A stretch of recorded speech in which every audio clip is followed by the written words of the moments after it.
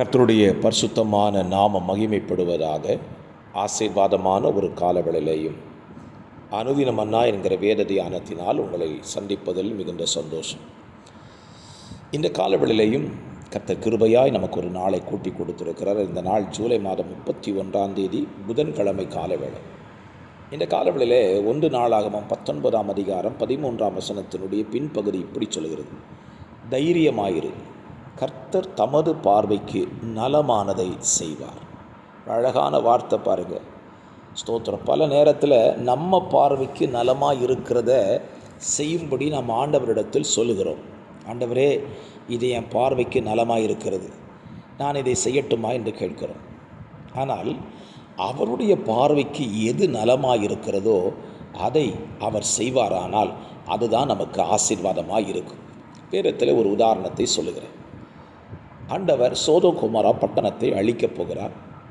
லோத்துவினிடத்தில் சொல்கிறார், நீயும் உன் குமாரத்திகளும் உன் மனைவியும் அழைத்து கொண்டு நீ இந்த சமூகமே இல்லாமல் பின்னிட்டு பாராமல் அந்த மலைக்கு ஓடிப்போ என்று சொல்லுகிறார். ஆண்டவர் சொன்னது அவருடைய பார்வைக்கு நலமானது. மலைக்கு ஓடி போக சொன்னது அவர் பார்வையில் நலமானது.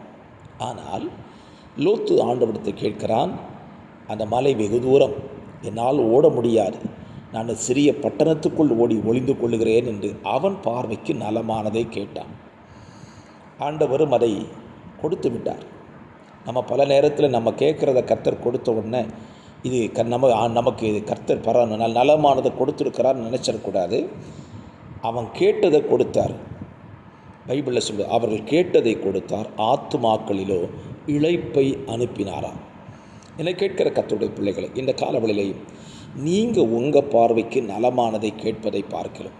ஆண்டவரே, உம்முடைய பார்வைக்கு நலமானதை எனக்கு தாரும் என்று கேட்டு பாருங்கள், அதில் ஆசீர்வாதம் இருக்கும். லோத்து தன்னுடைய பார்வைக்கு நலமானதை தெரிந்து கொண்டான். விளைவு என்ன? தேவனால் சபிக்கப்பட்ட ஒரு சந்ததியாக அவன் மாறிப்போனான். ஆகவே இந்த காலவெளியிலையும் இந்த வசனத்தை திரும்ப சொல்லுங்கள். கர்த்தர் தமது பார்வைக்கு நலமானதை செய்வாராக. எத்தனை ஆசீர்வாதம்! ஆமென். யோவாபினுடைய வார்த்தைகளை அப்படியே அவனுடைய தம்பி ஆசகேல் கேட்டான். அவன் பார்வைக்கு நலமானதை செய்தார். சீரியரை யோவாபின் கையிலையும் ஆசகேலின் கையிலையும் கர்த்தர் ஒப்பு கொடுத்து மிகப்பெரிய வெற்றியை கர்த்தர் கொடுத்து விட்டார். இந்த காலவெளியிலையும் ஆண்டவர்கிட்ட ஒப்பு கொடுத்துருங்க. அவர் பார்வைக்கு நலமானதை உங்கள் வாழ்க்கையில் அவர் செய்யட்டும். பரிசுத்த பிதாவே, இந்த வார்த்தையின்படி உமக்கு நலமானதை எங்கள் வாழ்க்கையில், உங்கள் பிள்ளைகளுடைய வாழ்க்கையில் செய்து உங்கள் நாமத்தை மகிமைப்படுத்தும். இயேசுவின் நாமத்தில் பிதாவே, ஆமென்.